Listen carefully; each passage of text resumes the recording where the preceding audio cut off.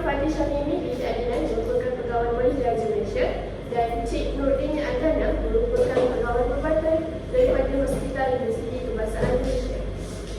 Okey. Sebelum kita memulakan perbincangan kita, saya pasti ada hadirin dan hadirat yang hadir pada hari ini dengan membawa soalan yang mungkin ingin ditujukan kepada panel kita. Jangan risau, kita akan membuka soalan sesi jawab di akhir perbincangan. Baiklah, tanpa membuang masa, saya teruskan perbincangan kita dengan lafaz bismillah. Apa khabar Encik Adam? Alhamdulillah, baik. Apa khabar Puan Hamzah? Alhamdulillah, baik juga. Apa khabar Puan Fadli Syamimi? Baik-baik saja. Apa khabar Encik Dini? Alhamdulillah, sihat. Okey. Seperti yang kita tahu, ketagihan pornografi adalah kondisi di mana seseorang tidak dapat mengendalikan keinginannya untuk mengkonsumsi masalah pornografi secara berlebihan, sehingga hal itu dapat mengganggu kehidupan sehari kita. Ia termasuk dengan hubungan interpersonal dan kesihatan perilaku seksual seseorang, sehingga hal itu dapat mengganggu kehidupan sehari kita. Ia termasuk dengan hubungan interpersonal dan kesihatan mental. Sedemikian pula, gangguan seksual meliputi berbagai masalah dalam perilaku seksual seseorang, termasuk ketagihan pornografi, ketidakpuasan seksual dan perilaku seksual yang merugikan diri sendiri atau orang lain. Seterusnya, dapat mempengaruhi kesejahteraan individu secara signifikan dan memerlukan bantuan profesional untuk diatasi. Isu ketagihan pornografi dan gangguan seksual dapat bervariasi bergantung kepada budaya, nilai-nilai dan pendidikan seksual yang diterima. Isu ini juga semakin meningkat seiring dengan peningkatan akses terhadap informasi melalui internet dan media sosial. Namun, masih banyak masyarakat yang kurang memahami isu ini dan secara mendalam, dan seringkali terdapat stigma atau kebingungan dalam membicarakannya. Penerangan sebentar tadi merupakan maksud ketagihan pornografi dan gangguan seksual dalam pemahaman umum dan kalangan masyarakat. Tanpa membuang masa, saya teruskan soalan pertama saya tunjukkan kepada Encik Adam. Boleh Encik Adam pastikan apa faktor terjebaknya kamu dalam ketagihan pornografi ini? Baiklah, sebelum saya memulakan perkongsian tentang salah satu garis hitam dalam perjalanan hidup saya, saya terlebih dahulu ingin mengucapkan terima kasih kepada pihak yang bertanggungjawab kerana sudi menjemput saya ke forum perbincangan kali ini, dan juga saya ingin mengucapkan terima kasih kepada Puan Moderator Cik Siti Nuraini untuk forum kali ini. Pertama sekali, saya ingin menceritakan pengalaman saya sejak pertama kali saya mendapat tahu tentang pornografi. Yang pertama kali saya tahu tentang pornografi adalah ketika waktu saya berada di peringkat awal sekolah menengah. Secara lebih spesifiknya pada umur saya 13 tahun, iaitu ketika saya berada di tingkatan 1.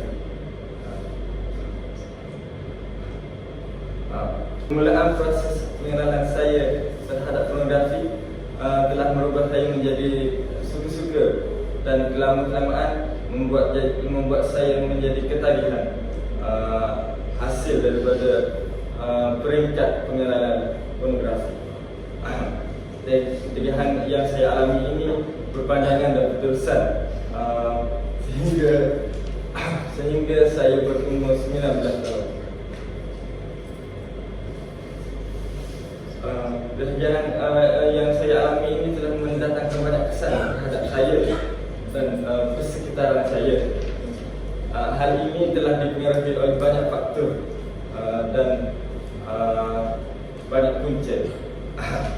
Antara faktor yang menyebabkan saya mengenal dengan pornografi dan menjadi ketagih adalah faktor pengaruh rakan sebaya.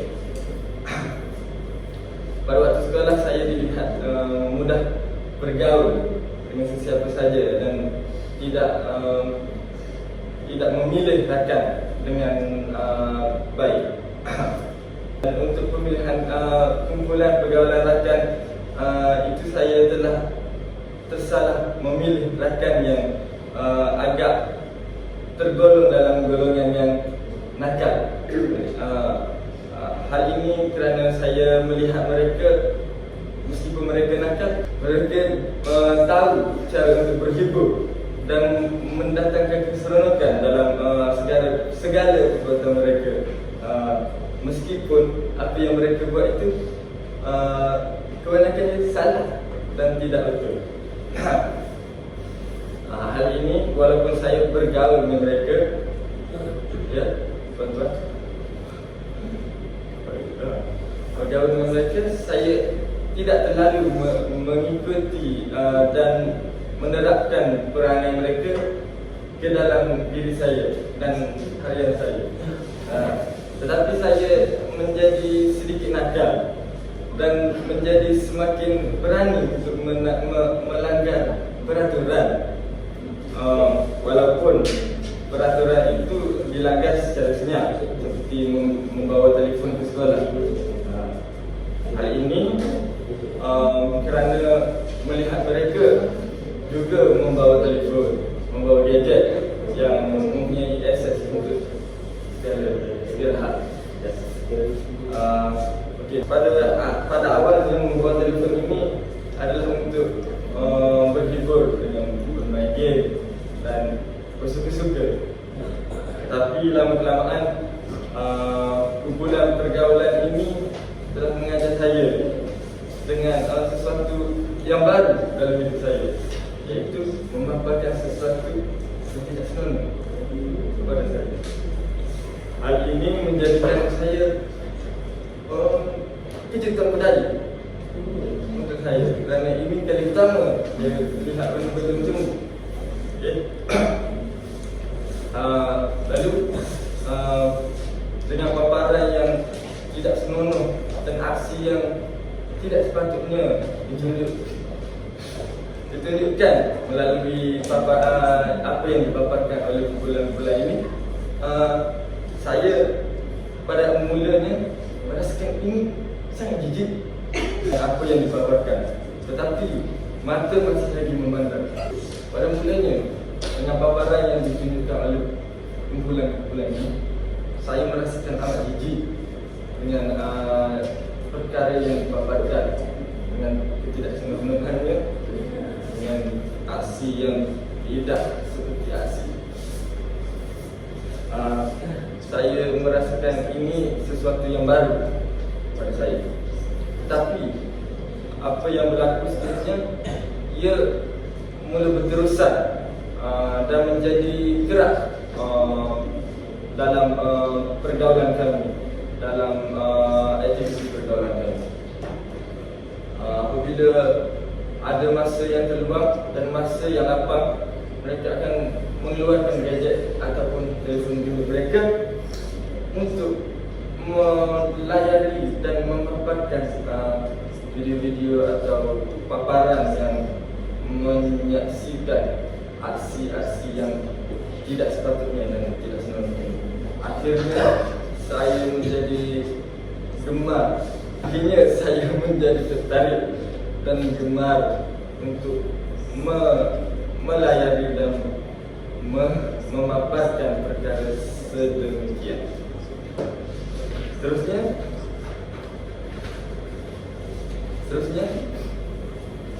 antara faktor lain adalah pengaruh internet. Hal ini pada waktu itu saya telah mempunyai gadget yang canggih, gadget sendiri, ya, dari ibu bapa saya. Saya masih muda, saya bilang ibu bapa. Pada waktu itu Encik Adam berumur berapa? Seperti yang saya cakap tadi, umur saya 13 tahun, iaitu tingkatan 1. Hal ini pengaruh internet. Seperti yang saya cakap tadi, mempunyai gadget dan telefon sendiri. Jadi saya juga disediakan dengan capaian internet yang berkuasa tinggi untuk menjadikan pembelajaran saya itu mudah. adalah hanya untuk mencari sumber-sumber dan maklumat yang terperinci tentang sesuatu pembelajaran. Namun hal ini seperti yang kita tahu, internet mempunyai cabang yang luas, mempunyai halaman yang luas. Dengan kita mampu melayani media sosial, blog-blog yang berinformasi dan juga tidak, dan sebagainya. Kebanyakan halaman di internet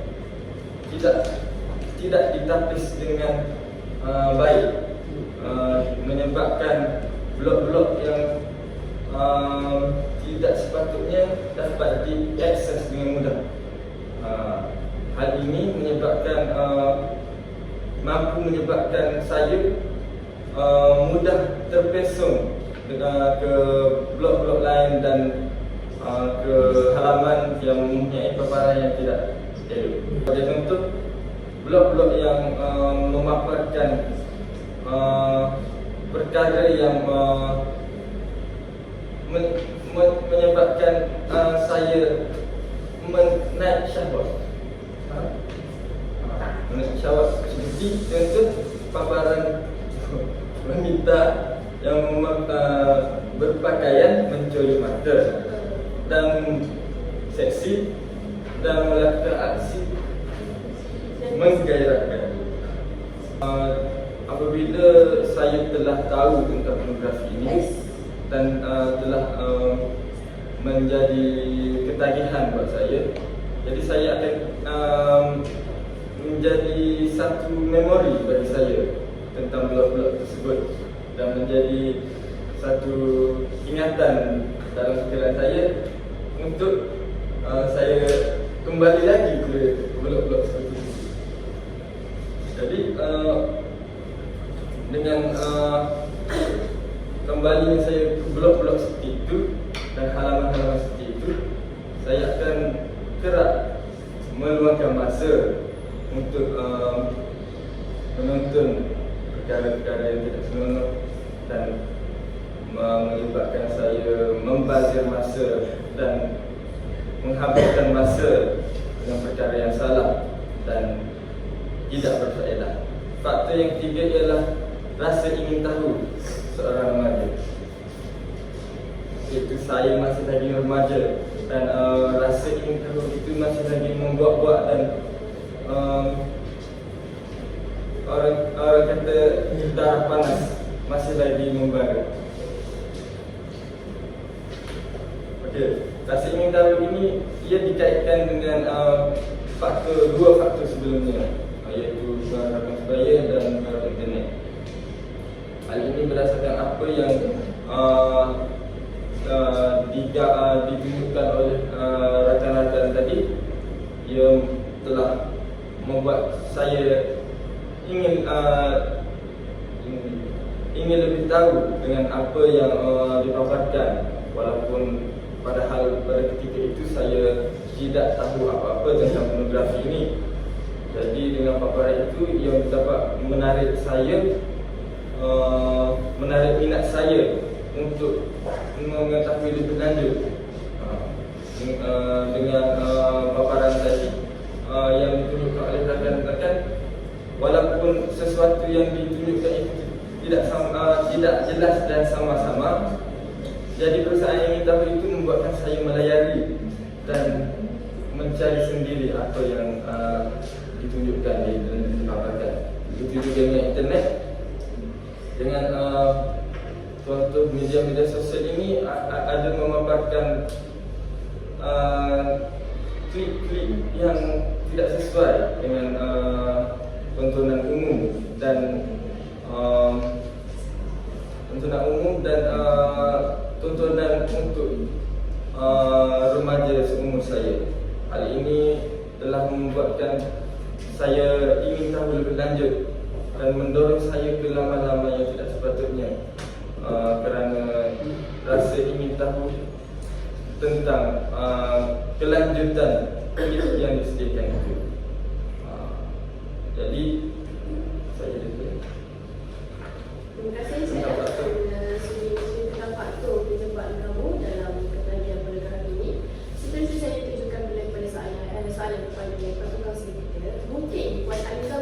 ceritakan punca ketagihan pornografi. Silakan cerita. Ya, terima kasih kepada Encik Siti Noraini. Jadi seperti yang kita lihat yang Encik Adam menceritakan beberapa punca daripada diri dia sendiri. Jadi kita dapat tahu sebenarnya banyak punca yang boleh menyebabkan seseorang itu menjadi tertarik dalam menonton pornografi ini. Jadi kalau mengikut kajian yang kita dapat kaji, sebelum seseorang itu menjadi tertarik dalam menonton pornografi, mereka akan melalui beberapa fasa tertentu. Jadi fasa ini mengalami 4 fasa, iaitu yang pertama adalah dalam pendedahan awal. Jadi fasa pertama ini biasanya terjadi sejak pada mereka zaman remaja, iaitu di sekolah menengah. Jadi pengaruh rakan sebaya dan juga kemudahan internet yang ada itu akan menambahkan lagi perasaan ingin tahu dalam diri mereka untuk mengenali lagi apa itu pornografi. Jadi untuk fasa yang kedua adalah dalam mengisi masa lapang. Jadi setelah mereka kenal dan mengetahui bagaimana keseronokan pornografi itu bawa kepada diri mereka, jadi aktiviti yang tidak bermula ini akan menjadi lebih berlanjutan setiap kali pada mereka ada waktu lapang. Jadi apabila waktu lapang itu ada, mereka akan mencari perkara yang berkaitan dengan pornografi ini hanya untuk memuaskan nafsu mereka. Selepas terjadinya 2 fasa ini, akan terjadilah fasa yang ketiga, iaitu dalam rutin harian mereka. Jadi apabila mereka sudah menjadi kebiasaan dari perbuatan dalam menonton video pornografi ini, akhirnya akan menjadi rutin harian mereka pada setiap malam, setiap masa dan pada bila-bila masa je akan benda ini terjadi. Jadi fasa-fasa itu terjadi dan inilah penyebab yang besar, iaitu menyebabkan mereka menjadi ketagih. Jadi di fasa yang terakhir ini, perbuatan menonton video pornografi ini akan menjadi satu keperluan bagi mereka. Jika mereka tidak dapat menonton video pornografi ini, mereka akan menjadi rasa resah, gelisah dan rasa tidak waras, sehingga inilah menyebabkan gangguan seksual ini berlaku dalam masyarakat kita atas sebab mereka ingin melepaskan nafsu mereka yang tidak baik itu kepada orang lain yang tidak bersalah. Jadi dengan ini berikut adalah antara punca-punca penagihan yang saya dapat kaji. Terima kasih Cik Aliza. Saya setuju apabila Puan Aliza memberitahu pendedahan awal merupakan salah satu punca terjadinya ketagihan pornografi ini. Kita dapat lihat ramai remaja di awal usia terdedah dengan ketagihan pornografi kerana pengaruh sebaya dan kemudahan internet yang ada menambahkan lagi perasaan ingin tahu terhadap dunia pornografi. Jika perkara ini dibiarkan tanpa kawalan, bagaimana jika video-video tersebar, didedahkan atau ditontonkan oleh kanak-kanak yang masih kecil? Pastinya mereka akan menganggap perbuatan ini adalah normal. Sejujurnya saya tidak boleh membayangkan keadaan generasi kita pada masa akan datang. Saya nak tanya pendapat pegawai polis kita, iaitu Puan Fatih. Apakah akta dan hukuman yang diperuntukkan bagi kesalahan yang terlibat dalam ketagihan pornografi ini? Terima kasih kepada Puan Moderator kita, Siti Noraini. Saya akan menjelaskan akta dan hukuman yang akan dikenakan bagi persoalan laku yang terlibat dalam ketagihan pornografi dan juga hubungan seksual. Jadi yang pertama sekali saya akan menerangkan dari aspek ketagihan pornografi. Sudah kita sedia maklum di Malaysia mempunyai undang-undang untuk mendakwa kesalahan dari aspek penyebaran pornografi. Jadi di bawah Seksyen 233/1, iaitu Akta Komunikasi dan Multimedia, individu yang didakwa jika didapati menyebarkan apa-apa kandungan video-video lucah di laman media sosial, mereka akan dikenakan hukuman, iaitu denda tidak melebihi RM50,000 ataupun penjara tidak melebihi 1 tahun ataupun kedua-duanya sekali. Itu dari aspek pornografi. Seterusnya saya akan menjelaskan dari aspek gangguan seksual. digunakan bagi menangani isu gangguan seksual ini adalah Akta 840 di mana akta ini sudah diwartakan pada 18 Oktober 2022 sebagai akta baru.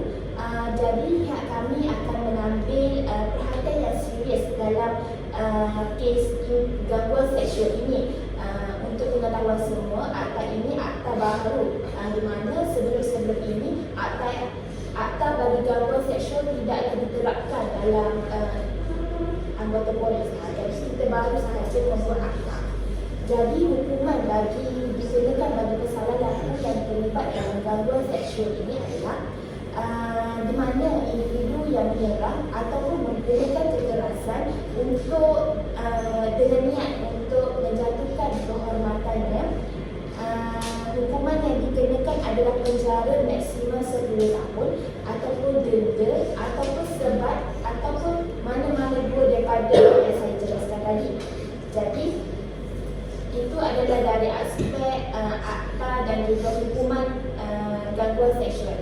Jadi saya harap moderator saya berani jelasnya dengan apa yang akta dan hukuman yang saya jelaskan sebentar tadi. Sekian daripada saya. Baik, terima kasih Puan Fatih atas perkongsian tentang akta dan hukuman yang diperuntukkan terhadap isu ini dengan sangat. Seterusnya saya ingin bertanya kepada pegawai perubatan kita, Encik Nuri. Doktor, apakah kesan dari kesihatan sekiranya ketagihan pornografi ini tak dapat dipenuhi? Seperti yang terima kasih kepada moderator kita, Dr. Siti Nurani. Okey, seperti yang kita tahu, ketagihan pornografi ini juga melibatkan kesihatan mental kita, iaitu yang akan menjejaskan bahan kimia dalam otak kita. Pornografi turut membawa kesan kepada kesihatan manusia, terutamanya pada bahagian otak kita. Kita mempunyai 4 bahagian yang utamanya yang melibatkan ketagihan pornografi ini. Di bahagian tengah depan otak kita, iaitu yang dipanggil juga ventral tegmental area atau dikenali sebagai VTA. Secara pornografi ini juga menimbulkan perubahan kepada bahan kimia neurotransmitter dan melemahkan fungsi kawalan badan. Ini membuatkan mereka tertarik pornografi yang tidak dapat mengawal perilaku mereka. Seterusnya, kerosakan otak ni juga lebih teruk berbanding ketagihan dadah ataupun dikenali sebagai kokain. Ketagihan pornografi ini selalunya berkembang secara perlahan melalui beberapa tahap seperti yang Encik Adam terangkan tadi. Jadi kesan dia jelaslah di sini bahawa ketagihan pornografi ini dapat mengubah bahan kimia yang terdapat dalam otak kita sehingga mengubah kita punya perilaku dalam kehidupan seharian. Seterusnya, kadar penyakit lain ataupun dikenali sebagai HIV atau AIDS juga akan terus meningkat sekiranya ketagihan ini tidak dibunuh. Antara simptom yang mudah kita mengesan bahawa pesakit itu menghidapi HIV antaranya melalui darah, air mani, kesan melalui cecair paras ataupun boleh berjangkit melalui susu ibu. HIV ini puncanya berlaku daripada hubungan seks yang bebas yang bersama individu yang telah dijangkiti. Sebagai contoh, seorang individu telah dijangkiti HIV dan dia seperti yang faktor yang tadi yang saya sebut seperti darah terkena kepada individu yang lain, jadi penyakit itu mudah merebak. Seterusnya, penagih dadah yang berkongsi jarum cucuk itu juga memudahkan HIV dan atau dikenali sebagai AIDS itu merebak. So jadi antara contoh bagaimanakah HIV atau AIDS yang mudah merebak melalui seperti sentuhan, bersebelahan, berjabat tangan, memeluk atau bekerja dengan seperti HIV lah. Seterusnya, faktor yang boleh merebaknya HIV ini berkongsi kemudian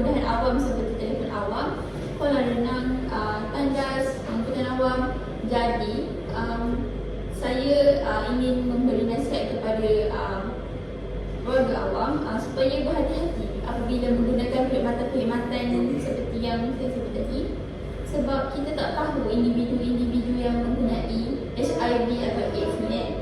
Jadi kita ambil langkah berhati-hati lah ya.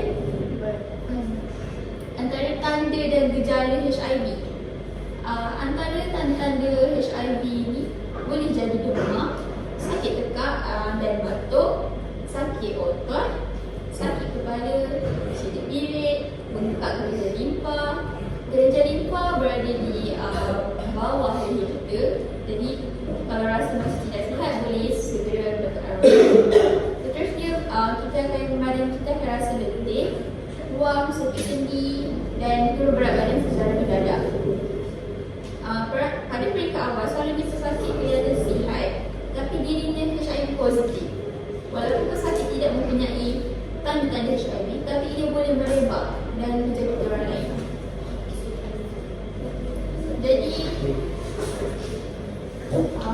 seterusnya penyakit chlamydia. Penyakit chlamydia ni juga merupakan penyakit kelamin yang disebabkan aktiviti seks bebas.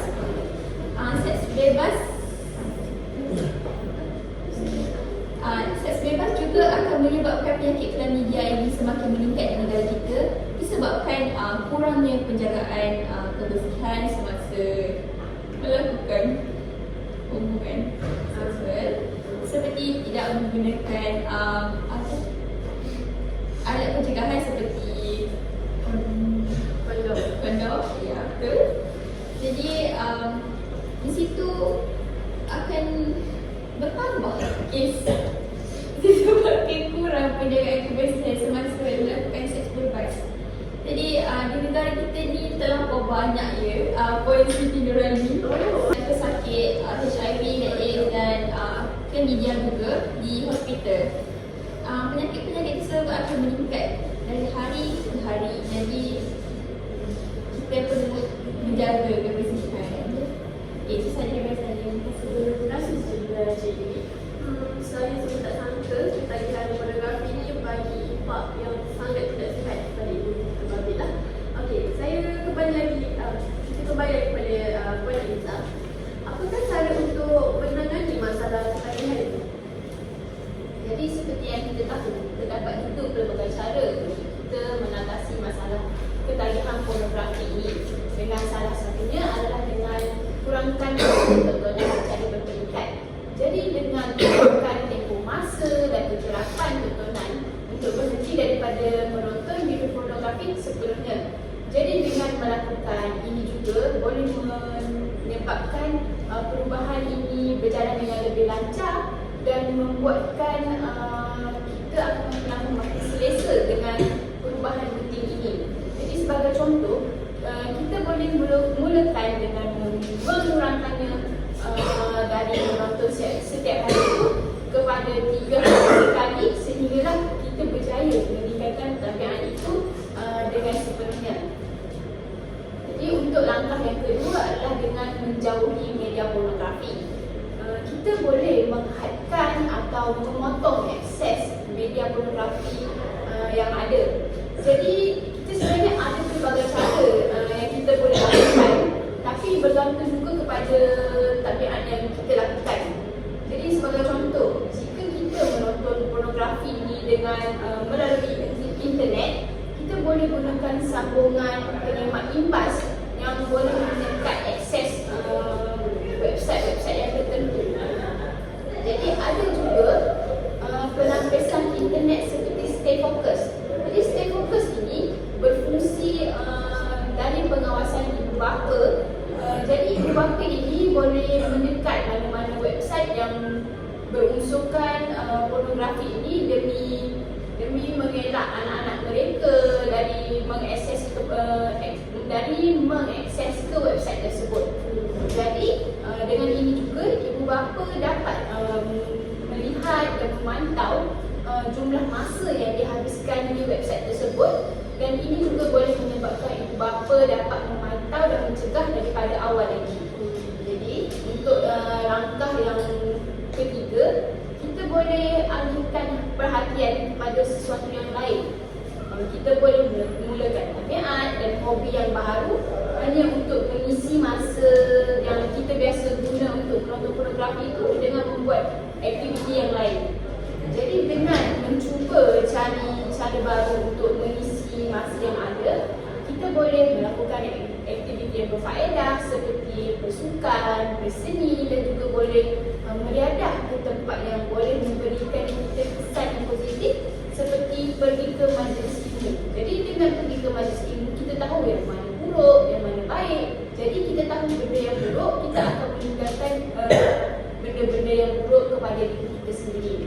Jadi dengan melakukan langkah ini dapat membantu seseorang itu dari melakukan perkara yang lalai seperti ini. Dari saya. Terima kasih Pada Liza atas perkongsian tadi. Sedikit sebanyak kita dapat mengatasi masalah tersebut. Cik Adam, sebentar tadi Cik Adam ada menceritakan faktor terlibatnya Cik Adam dalam perkara pornografi ini pada awal usia. Saya pasti para hadirin juga tertanya bagaimanakah langkah-langkah yang diambil untuk keluar dari kelompok kekagihan tersebut. Terima kasih. Jadi untuk keluar daripada ketagihan ini, saya telah mengalami berbagai cabaran dan kehidupan sepanjang ketagihan saya. Dan saya juga telah mengambil beberapa langkah untuk mengatasi ketagihan saya bagi tidak menjadi ia berlarutan sehingga saya dewasa. Antara langkahnya adalah berjumpa dengan pakar.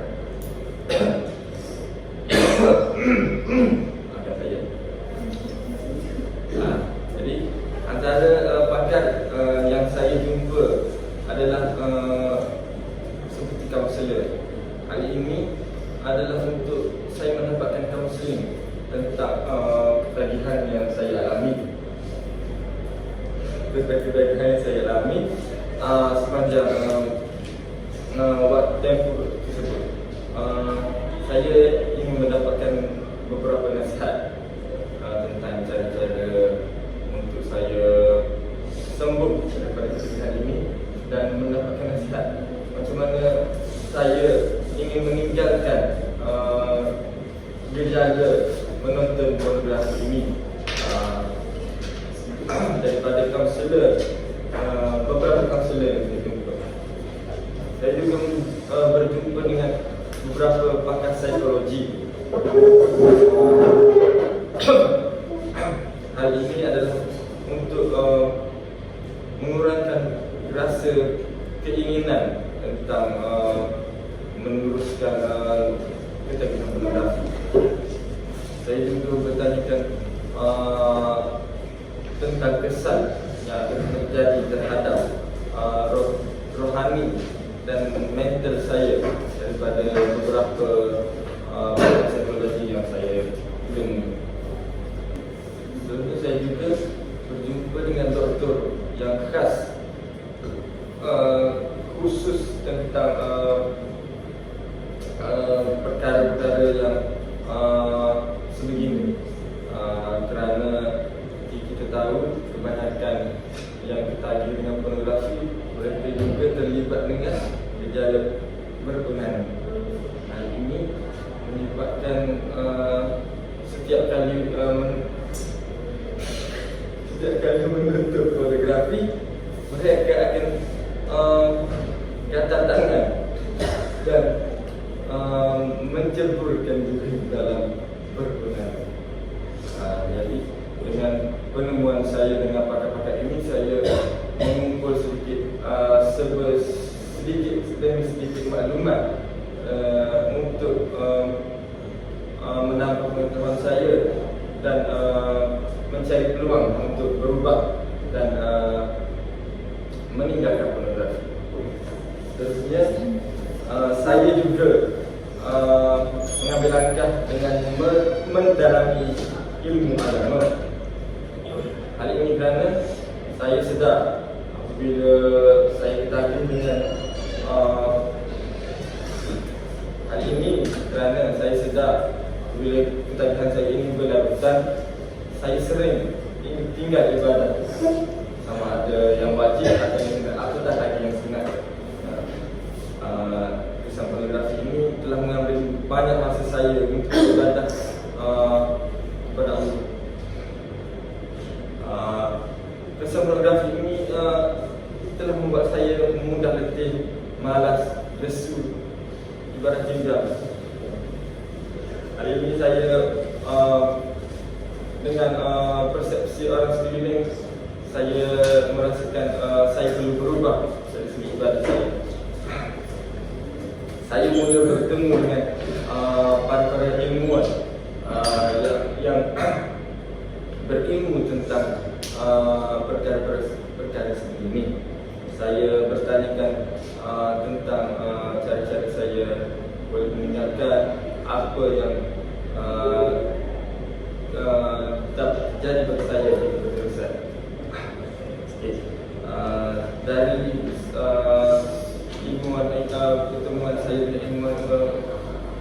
pertemuan saya dengan ilmuwan ini, saya belajar tentang hukum,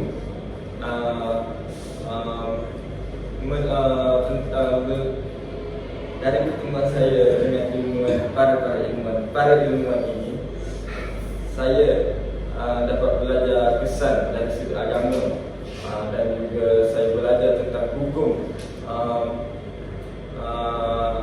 ketagih dalam pornografi dan melihat perkara-perkara seperti ini. Sedemikian, saya juga kerap menghadiri kelas tentang kerohanian dan kelas-kelas agama bagi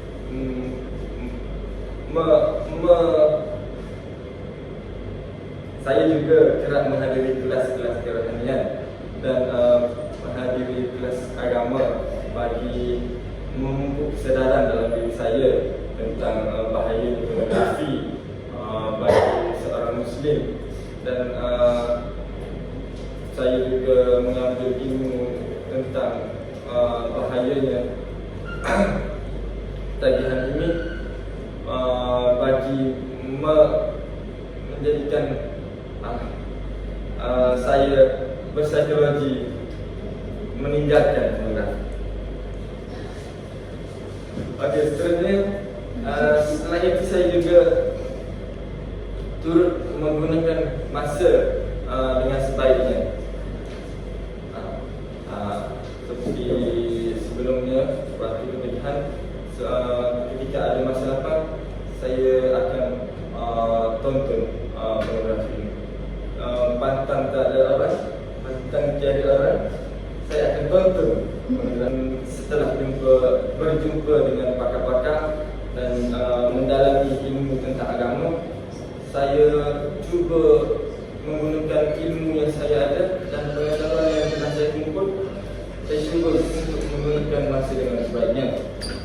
Saya cuba untuk mengelakkan diri saya daripada kerap bersendirian, dan saya juga cuba untuk melakukan aktiviti jika terpaksa bersendirian. Saya juga kerap meluangkan masa bersama orang-orang sayang dan rakan-rakan yang dapat membimbing saya untuk meninggalkan pornografi. Saya juga banyakkan bersenam, bersukan, bermain bola dan pornografi. Saya turut mendalami agama dengan banyakkan ibadah-ibadah dan ingat pada Allah supaya saya merasakan takut untuk terus terjebak dalam pornografi. Sesi kita kembali pada sini. Apakah langkah untuk melayani penyakit kelamin seperti yang dibincangkan? Terima kasih ya.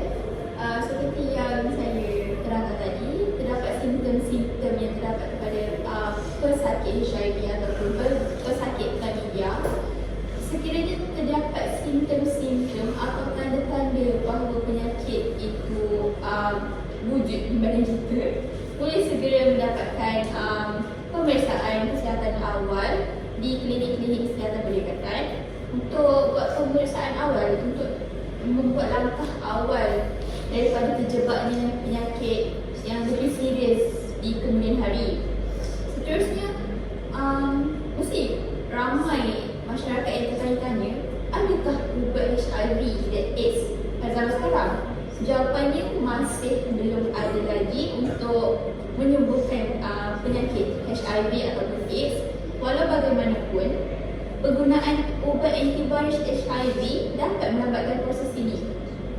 Jadi, semua pesakit HIV disarankan untuk mengambil ubat antiretroviral walaupun mereka tidak mempunyai tanda ataupun sebarang gejala. Mereka akan menerima kaunseling seperti yang Encik Adam telah terima tadi berkenaan ubat antiretroviral, iaitu jika pesakit bersetuju untuk meneruskan rawatan, beliau mesti mengikuti jadual rawatan ubat yang telah ditetapkan, dan untuk memastikan pesakit ini mencapai keadaan viral load suppression, iaitu keadaan yang memastikan virus itu tidak aktif ataupun bacaan virus itu sangat rendah dan tidak dapat dikesan, atau kita panggil istilah tersebut undetectable level. So, 6 bulan selepas memulakan rawatan, rawatan ubat tersebut akan menjadi ubat yang sepanjang hayat. Jadi, kerajaan telah menyediakan kombinasi 3 ubat antivirus yang dikenali sebagai highly active antiretroviral therapy, iaitu dikenali sebagai HAART, secara percuma kepada semua pesakit HIV yang berkerayatan Malaysia. Jadi, ubat-ubat antivirus ni boleh didapati di hospital kerajaan ataupun klinik kesihatan. Rawatan HIV dan AIDS juga termasuk dapat unit pencegahan dan rawatan untuk jangkitan oportunis, iaitu opportunities infection. Dan seterusnya, pesakit HIV juga boleh mendapatkan nasihat mengenai pemakanan yang berkhasiat ataupun rawatan penyakit kronik. Dan akhir sekali, seperti Cik Adam yang menerima kaunselingnya daripada pihak hospital, bagus rawat tindakan Cik Adam, tindakan yang tepat, semoga tidak terjebak dalam penyakit tersebutlah. Jadi, itu sahaja daripada saya. Semua jelas apa yang dikongsikan daripada program-program kita sebentar tadi. Kita kembali semula pada Tuan Fatih. Apakah statistik terkini isu kita? Terima kasih Puan Manis. Saya akan menjelaskan statistik dari tahun ke tahun mengenai isu yang kita bincangkan, iaitu isu kegagalan pornografi dan hubungan seksual. Jadi, gangguan seksual ini berlaku disebabkan ketagihan pornografi itu. Daripada statistik yang dikaji, pada tahun 2020 terdapat 354 kes yang berlaku di negara kita. Pada tahun 2021 berlaku sebanyak 446 kes. Dapat kita lihat pada tahun 2020 ke tahun 2021 berlaku peningkatannya daripada isu kita yang kita bincangkan sebentar tadi. Jadi pada tahun 2022 berlaku sedikit penurunan, iaitu kes yang berlaku pada tahun 2022 adalah sebanyak 416 kes. Kepada 3 tahun yang kita kaji ini, dapat kita lihat bahawa isu ketagihan pornografi dan hubungan seksual ini melebihi 90%, di mana kes gangguan seksual ini berlakunya dalam kalangan kaum wanita majoriti. Jadi itu sahaja daripada saya. Kembali kepada moderator. Sungguh menarik dan jelas daripada penerangan dari Cik Fatih. Saya kembali kepada Cik Adam. Apakah harapan Cik Adam terhadap masyarakat di Malaysia sekarang diikuti dengan Puan Aliza, Puan Fatih dan juga Cik? Jadi, harapan saya untuk generasi Malaysia sekarang dan masa akan datang agar dapat memilih rakam pergaulan yang lebih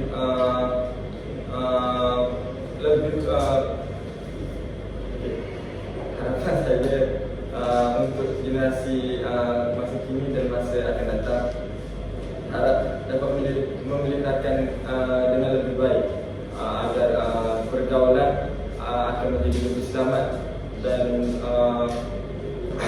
generasi akan datang juga akan menjadi terbentuk menjadi generasi yang cemerlang dan terbilang agar dapat jauh dari gejala-gejala pornografi dan jauh dari gangguan seksual.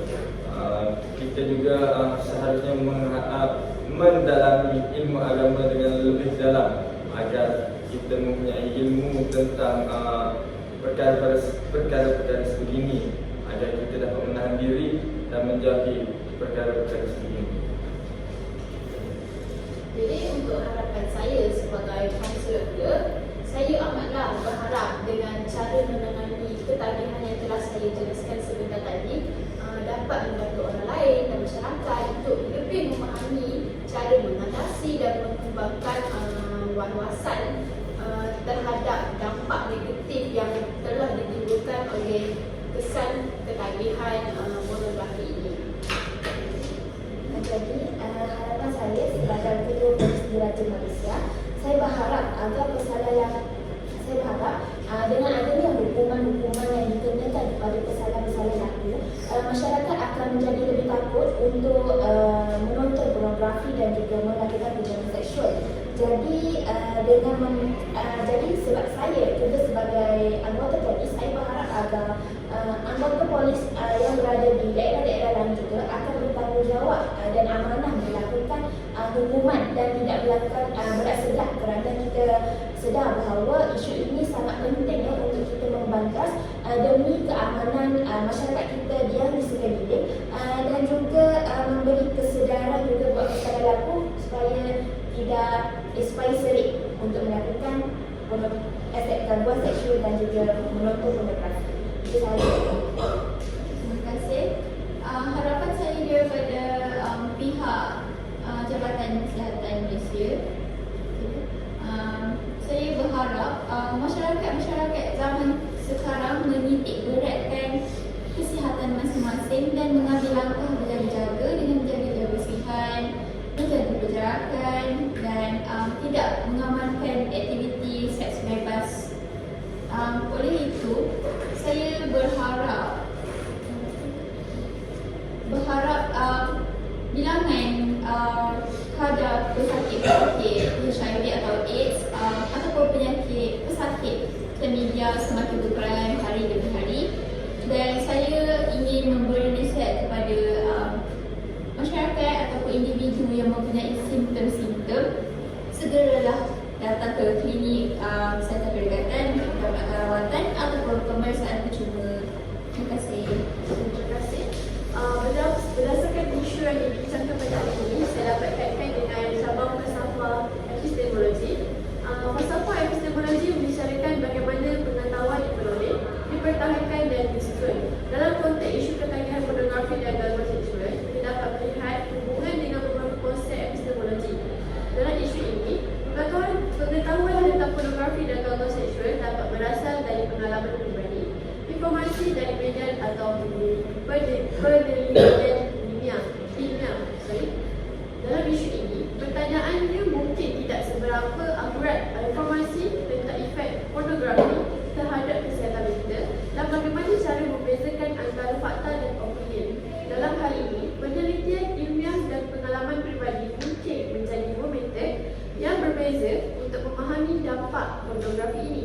Dalam konteks ini juga, kita mungkin bertanya sejauh mana kita dapat memahami impak pornografi mengingatkan kompleksitasi individu dan faktor-faktor lain yang terlibat dalam masalah ini. Dengan menggunakan kerangka epistemologi ini, kita dapat lebih baik memahami cara kita memperoleh dan memahami informasi tentang isu ketagihan pornografi dan gangguan seksual, serta bagaimana kita harus mempertimbangkan sumber validasi, metod dan batasan-batasan pengetahuan dalam menghadapinya. Isu ketagihan pornografi dan gangguan seksual memiliki impak yang signifikan pada masyarakat. Beberapa sumbangan terhadap masyarakat dalam konteks ini dapat meningkatkan pendidikan dan kesedaran tentang dampak negatif pornografi dan gangguan seksual, dapat membantu masyarakat memahami risiko yang terkait dan mengambil langkah-langkah pencegahan yang tepat. Dengan berbagai upaya, diharapkan masyarakat ini lebih sedar dan tentang risiko ketagihan pornografi dan gangguan seksual serta memiliki sumber daya yang lebih baik untuk menghadapi dan mencegah masalah ini. Saya setuju dengan jawapan yang diberikan oleh ahli-ahli kita. Terima kasih. Naluri adalah sesuatu yang ada pada semua orang, seperti inginkan kebebasan dan rasa sayang. Kita sendiri yang boleh mewarnai kanvas kehidupan kita.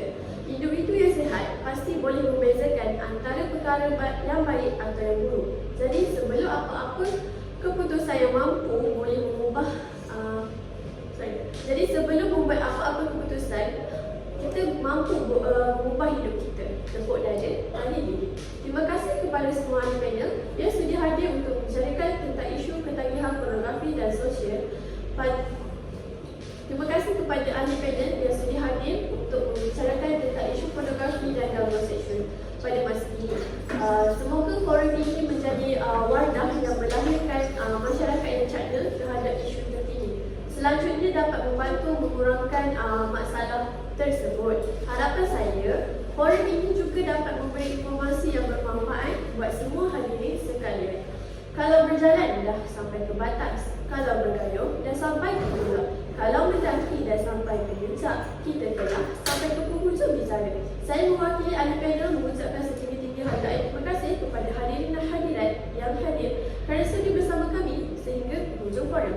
Saya terima kasih dan kini adalah masa yang ditunggu-tunggu, iaitu sesi soal jawab daripada hadirin kepada ahli panel kita. Silakan, ada soalan?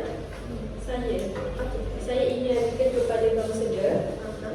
Selain daripada langkah-langkah menangani yang telah diberikan oleh kaunselor, boleh berikan satu langkah lain yang untuk menangani masalah ini?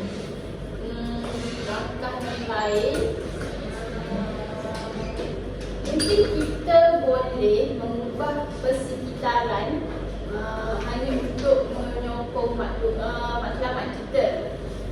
Sebagai contoh, kita boleh bermula daripada komputer yang ada mengandungi mengandungi video-video yang berunsurkan pornografi dan beralih kepada bimbit, dan kita boleh memulakan dengan memadam sedikit demi sedikit sehinggalah kita dapat memadam dengan sepenuhnya. Jadi kita juga boleh mengalih kedua virus dan juga perisian hasad yang menghantar banyak iklan yang berkaitan dengan pornografi. Seperti yang kita tahu, iklan sekarang banyak yang kita dapat dengan melalui dia tulis seperti mendapat bantuan, tapi setelah kita buka link-link yang telah dihantar itu, rupa-rupanya adalah iklan untuk mempromosikan website yang berunsur pornografi. Jadi itulah langkah yang dapat saya jelaskan. Ada lagi soalan? Saya. Okay. Saya nak tanya kepada pihak polis, apakah langkah atau inisiatif yang dapat dilakukan oleh pihak polis untuk meningkatkan kesedaran masyarakat tentang bahaya ketagihan pornografi dan gangguan seksual? Terima kasih kepada penonton saya yang mengajukan soalan. Saya akan menjawab soalan tersebut. Jadi, saya sebagai anggota Polis Pilihan Malaysia, langkah yang saya ambil yang pertama sekali adalah saya akan membuat iklan-iklan di media sosial, kerana media sosial adalah platform utama yang kita semua guna. Jadi di mana menggunakan media sosial adalah saya sebagai pihak polis akan membuat konten yang ringkas dan padat. Sebagai contohnya contoh-contoh remaja yang mengalami gangguan seksual, contohnya